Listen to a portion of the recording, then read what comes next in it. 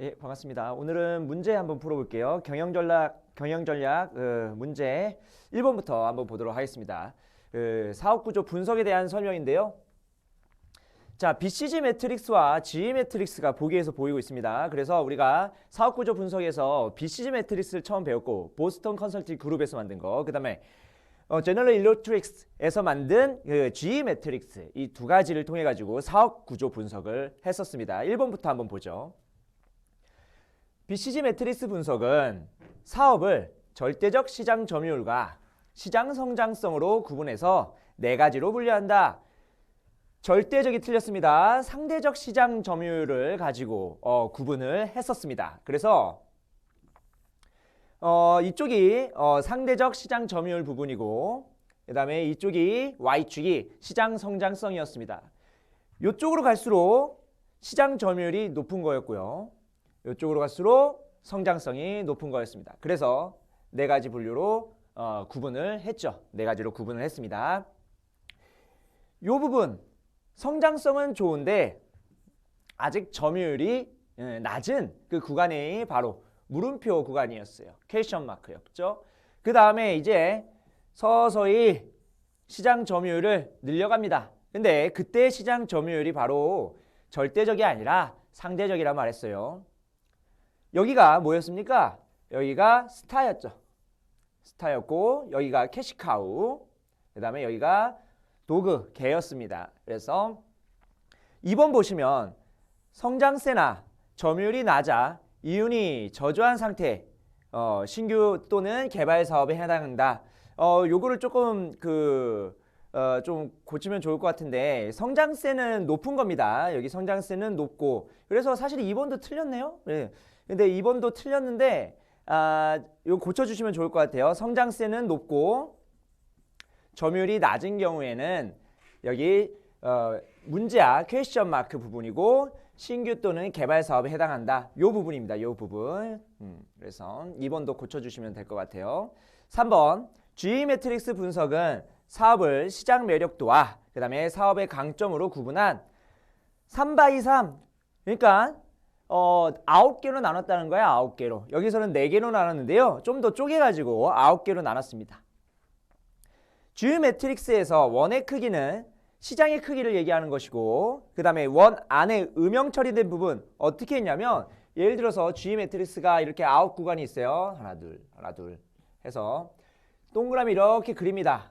이 동그라미는 전체 시장의 크기예요. 이 사업이 속해 있는 전체 시장의 크기고, 거기서 예를 들어서 이렇게 빗금친 부분, 이 빗금친 부분이 뭘 의미하냐면 그 기업의 시장 점유율입니다. 그래서 전체 크기, 전체 시장의 크기에서 그 사업이 속해 있는 시장 점유율을 이렇게 음영 처리 혹은 빗금 처리로 나타냈다라는 겁니다. 그 다음에 스타, 여기죠? 여기는 시장 점유율이 높은 사업에 해당된다. 맞죠? 그래서 1번하고 2번이 틀렸네요.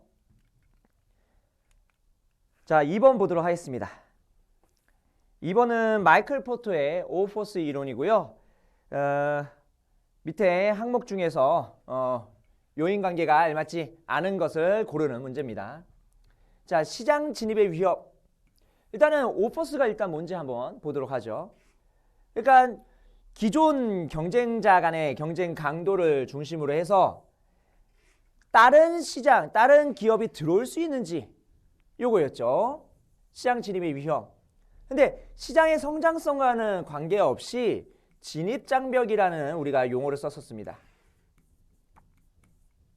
시장의 성장성이 높다면, 그러면은 요거는 이 시장의 성장성은 요 2번 항목에 좀 해당이 될 거고요.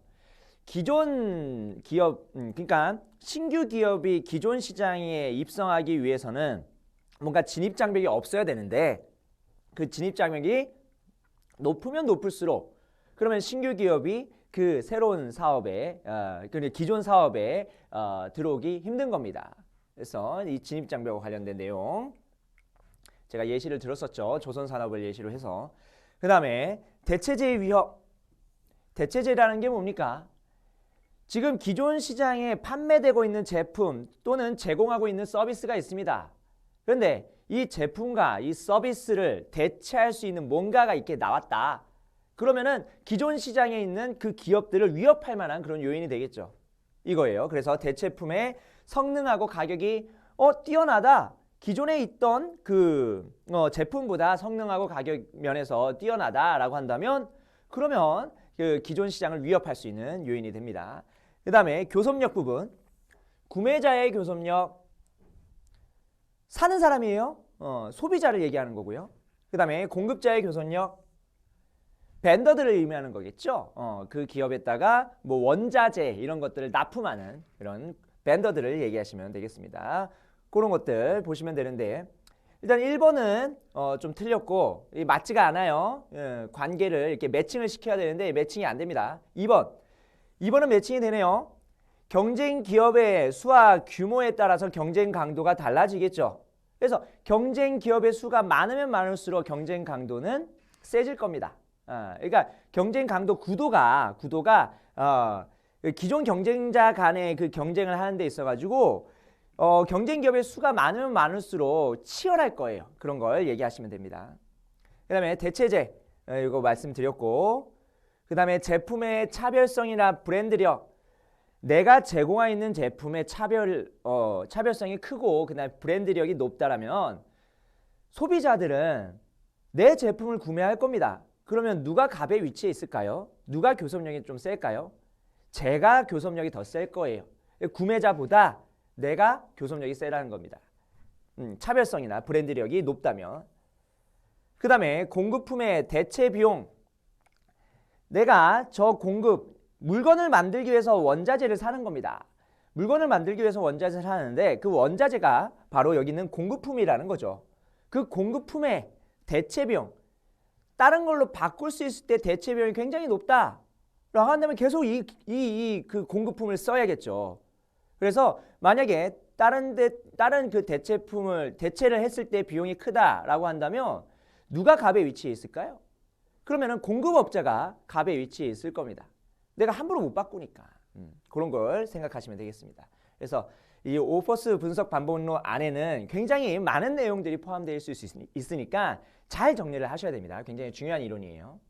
그래서 정답은 일단 1번이고요. 자, 3번 보겠습니다. 자, 3번 보시면 어떤 산업에 대해서 얘기를 하고 있냐면 해상 운송 산업에 대해서 우리가 보고 있습니다. 여기가 우리가 속해 있는 그런 산업이라 보시면 되고요. 그 다음에 후방산업. 후방산업은 조선업, 즉 해상 운송 산업은 배를 이용해 가지고 뭔가 물건을 실어 나르는 산업입니다. 우리나라에서는 현대상선에 해당되겠죠. 현대상선이라고 생각하시면 되고 여기는 후방산업, 조선업은 배를 만드는 회사죠. 현대중공업, 그 다음에 대우조선해양, 뭐 삼성중공업 이런 회사들이 될 겁니다. 그래서 조선업. 그래서 배를 만들었고 그 배를 샀어요. 해상운송산업이 사가지고 해상 여객 운송을 하고 화물 운송도 하고 혹은 대여도 합니다. 이 배를 사가지고 다른 사람한테 대여도 해요. 대선 영업이라고 부르죠. 그런 다음에 이 해상 운송 산업의 수요자는 누굽니까? 수요자는 화주라든지 여객이 될 겁니다. 수요자는 이렇게 될 거예요. 그 물건의 주인, 그 다음에 여행객들 얘기를 하는 거죠. 자, 요거를 가지고 요 산업을 가지고 이 해상 운송 산업을 가지고 우리가 마이클 포터의 오포스 이론을 이용해 가지고 분석을 할 수 있을 겁니다. 여기 후방산업, 전방산업이라는 용어 잘 보시고 여기가 공급자입니다. 그리고 여기가 구매자에 해당되는 거예요. 볼게요.